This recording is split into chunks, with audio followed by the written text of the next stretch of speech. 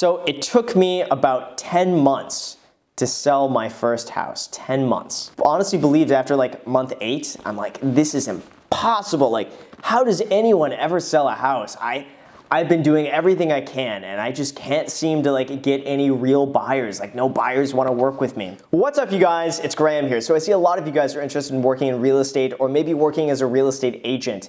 So I felt this would be a good time to share with you guys exactly how I sold my first house, the process that was involved, how I met the client, a little bit of everything. So I'm going to share that story with you guys. And if you're a new subscriber or this is your first time watching, obviously my name is Graham and I've been a real estate agent here in West Los Angeles for the last 9 years. And over the last 9 years, I've had a little bit over $120 million worth of sales. And then all the money that I made selling real estate as a real estate agent, I just invested back buying my own properties, renovating them, and then renting them out. So basically, all I do is I just end up doing a lot of real estate. So anyway, I started selling real estate right out of high school with just a high school diploma. I never went to college. I had no college degree. And in fact, my grades in high school were so terrible that I didn't get into any colleges just because I honestly hated school. I didn't see the point. I didn't want to do homework. I didn't want to be in class. I'd rather be working, so I had this part-time job basically that I would ditch school and go work instead. But anyway, that's my point, is that I had no college degree. I just had a high school diploma, and neither of my parents, by the way, were like well connected, or neither was I for that matter. I didn't come from like this wealthy family where my parents were like feeding me deals. I didn't come from like this inner circle of like all these people that were all buying real estate. So I basically started off with a completely clean slate at 18 years old, not knowing what the fuck I was doing. So that's where I was coming from. So I just want to give you a little bit of background on like how I started. So basically, because I knew I wasn't going to be going to college because my grades were so bad and I didn't get into any college, I basically scrambled and I thought like, you know what, real estate would be a good option. At the very least, I can get my real estate license, work at it for a year, and if it doesn't work out, I can just reapply to college the next year. So I started doing that. But as I was studying for my real estate license, I would go around to open houses, meeting different agents, and asking them questions about getting in the real estate industry. And just asking questions like, what do you think of real estate? Is this a good career? Would you recommend this for me? Do you have any tips for me? Any advice for me? This is 2008, just as the real estate market started to tank. 2006, 2007 were really hot years in real estate. Everything was selling. 2008, it started to slow down. And 2009 was just like a shit show. But 2008 is when I started. And most people that I met during the open houses were extremely discouraging.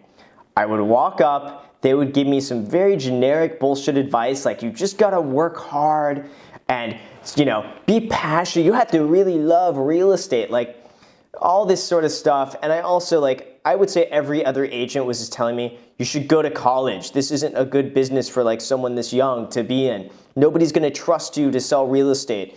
You have no experience selling real estate. I had basically everything under the sun thrown at me. And I talked with dozens of agents. Some people were pretty nice. Some people would give me like some decent advice, but nobody was like overly encouraging, telling me like this is the best decision ever. After doing that for a while, I finally met somebody that was actually super encouraging, and his name was Van. And I went into a completely random open house. And all these open houses, by the way, I really just focused on like 3 million and up. I didn't want to waste my time with any of like the lower priced homes. I figured like if I was going to do this, I want to jump right into the high end. I want to go into the luxury market. I don't want to waste my time working my way up. I just want to like start at the top. So I ended up meeting this guy, his name was Van, and he was super encouraging and telling me like now is the best time to get into real estate. You're young, you have no obligations, you have all the time in the world to build up your business, you have all the time in the world to dedicate to selling real estate. He got me so hyped up on selling real estate. And then at the very end, he basically made me an offer that I could come work with him. He'll teach me the business. He'll kind of show me how to work clients and this and that. And in return, we'll split things 50-50.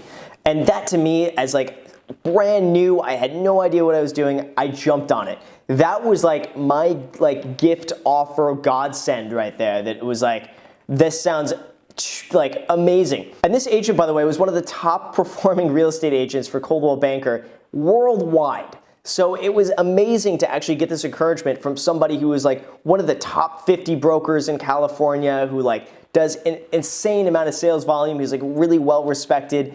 And like I get to learn from this guy.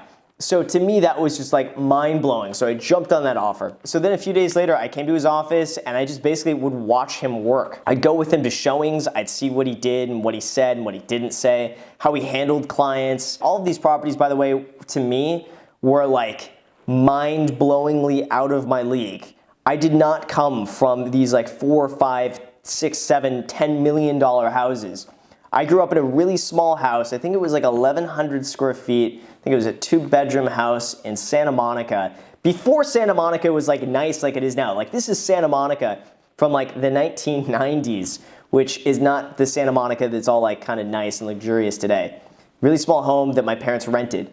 I had never seen these like $5, $6 million homes before. Like to me, that was incomprehensible. But I'd go along and stand in awe, just like, I can't believe people afford this shit. Like to me, it didn't register that like this is doable, like this is possible. So I shadowed him for a while.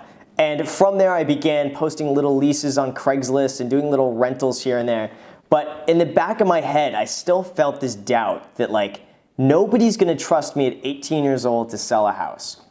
And it was one of these limiting beliefs that I truly believe that somewhat held me back from actually doing that. Because at the time, I had so many people tell me I was too young and too inexperienced and no one was gonna trust me to sell the house. When you're told that often, it starts to seep in and then you start to believe it. And for a while there, I really believed that I was too young and I believed that like I was too inexperienced. And I can get away with little leases. Like I was doing these leases and getting little lease commissions. To me, that wasn't like a sale. I felt like a lease, like someone signs a 1-year lease, that's not that big of a deal, but them buying, $1 million plus house through me, that's a big deal. So it took me about 10 months to sell my first house, 10 months. I worked, I would say, every single day. I was in the office or watching my mentor work or just like being around the office about 12 to 14 hours a day, pretty much every single day. I was out there meeting as many clients as possible. I was holding open houses every single Tuesday and Sunday. Honestly believed after like month 8, I'm like, this is impossible. Like, how does anyone ever sell a house? I've been doing everything I can and I just can't seem to like get any real buyers. Like no buyers want to work with me. So what I would do is every single Sunday I would sit an open house. And what that means is that sometimes your real estate brokerage has agents in it that have houses that they don't want to sit open on a Sunday. So what they do is they allow other people in the office to sit the open house, and it does 2 things. The first thing is that it gives the home exposure. The second thing is that another agent can pick up clients or meet buyers or sellers from it. And the listing agent maybe doesn't want to be there on a Sunday. Maybe they've got like too many houses to do. They can only be at like one place at one time and they have like multiple open houses. So other agents can sit those listings. So that's what I would do. Any open house I can sit on a Sunday, I was there from like 1 p.m. to 5 p.m. every single Sunday. Everyone that would walk in, I would have them sign in. I'd have them put their email address down. I'd follow it up with them. They'd go dark. I would never hear from most of these people. So about 9 months into doing this is 9 months, every single Tuesday and Sunday, holding open houses with nothing. Couple walks in and I show them around this house. And the house I was showing them might have been, I think, about $2.5 to $3 million that I was sitting for another agent in my brokerage. They walked in and I was showing them the house, and after about 20 minutes or so of talking, they asked me how old I was, and I was really embarrassed. And I think at the time, I was 18 years old at the time, but I lied and I told them I was 19.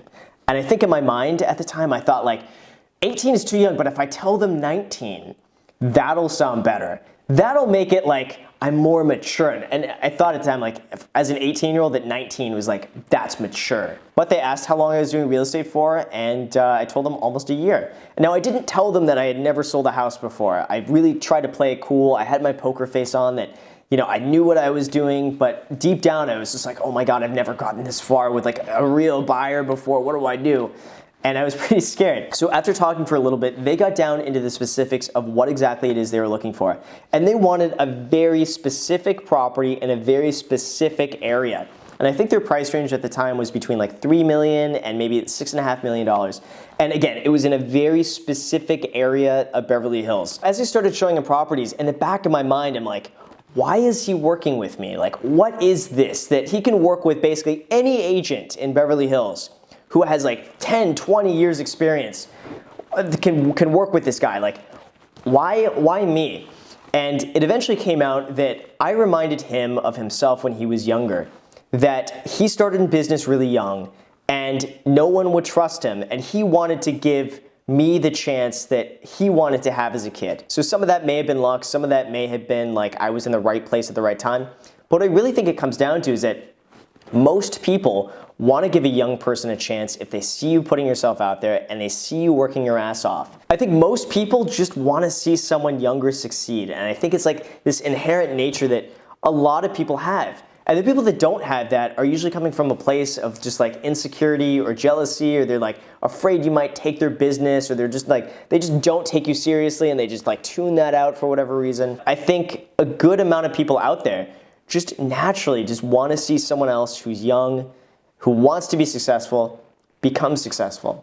So after that, it really started to make a lot more sense that like I had this huge advantage ahead of me of just being young. And I am the only young agent here in Beverly Hills that was like under the age of 20 that is really like working at it every single day. And I knew at that moment, I'm like, holy shit, I actually like, now I had the confidence that like I could actually do this. So I continued to show them around more and more and more homes.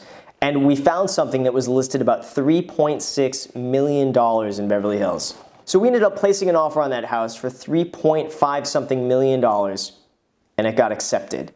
And at that point, again, I had no idea what I was doing. I had no idea what was involved in that. But thankfully, I had the mentor who was kind of teaching me the ropes, who kind of walked me through step by step what I need to do. And I was totally clueless. And this is something, by the way, that you can read like all the processes in a book, and you could like memorize like every step of the way, and then you get to it and you're like, I am so lost. And I definitely would not have been able to do this completely on my own, because at that point I was just like, the mountain of paperwork and disclosures that you need to give to any buyer, anybody that you're representing, is just like insurmountable. So again, this is something that I had someone else I was working with who really helped guide me through the process of, this is what I need to do. This is how you do it. This is what you're going to say. This is how you're going to present this. And walked me through everything A to Z on this deal. And we ended up closing it for a little bit over $3.5 million. Now keep in mind, this is almost a $90,000 gross commission. Now don't get the idea that I made like 90 grand on the deal, because that's before like broker's fees and all that good stuff. But getting a check that large, that check was as big as many people make in a year. And I made that in one check. That probably made the biggest difference to me of anything. I mean, it felt like, at the time, it felt like I just won the lottery. Because I had never seen that amount of money before. So to me, that was like insane. And honestly, I'm forever grateful for those clients that give me the chance to give me the confidence, really, and to trust me in helping them find their home. And as soon as I sold that, it gave me this huge boost of confidence that like, you can do it. That like, it doesn't matter if you're 18, it doesn't matter if you're 19, it doesn't matter if you're young or how experienced you are. If you're really putting the effort in and you're really into it and you're really enthusiastic about what you do, it's possible. So even though it took me 10 months to sell my first house, I sold the next house for about $1.5 million 2 months later. Because all of a sudden, I just got this confidence that like, you can do it. I honestly just attribute the second sale not to like meeting the right person or anything like that. That was just like, I believed I can do it, and I put myself in more situations where I set myself up to sell something else. Now that second client I actually met off Craigslist. I had posted a lease on Craigslist. They had called me off that lease. I started showing them homes for rent, and then they said, you know what, instead of renting a home, maybe we should buy something. Done. So as you can see, it really doesn't matter how old you are, how experienced you are. I feel like if you really put yourself out there, if you really do everything you can, if you can really show to everybody that you're enthusiastic and really passionate and really into what you do, people are just going to want to gravitate towards you and work with you. And I think having that enthusiasm and passion is more valuable than having experience or being older. So anyway, that's the story about how I did my first deal and how that came about. I'm happy to share my experiences, and I'm happy to encourage everyone else who's thinking about getting into real estate to get into real estate. And I'm happy to make these videos, and I'm super thankful that everyone likes these videos and enjoys them and watches them. And that, to me, by the way, I think we just hit 70,000 subscribers, which again, guys, thank you so much for that. I really deeply appreciate it. If you haven't already, make sure to click subscribe and then smash that notification bell so you're aware anytime I upload a video and you don't miss out on that. And then if you haven't already, feel free to also add me on Snapchat and Instagram. I post there pretty much daily, so if you want to be a part of it there, feel free to add me there. As always, thank you again for watching. It means the world to me. Hope you enjoy this. Till next time.